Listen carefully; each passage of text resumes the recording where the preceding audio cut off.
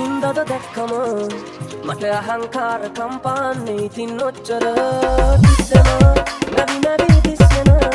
නුඹ කතායි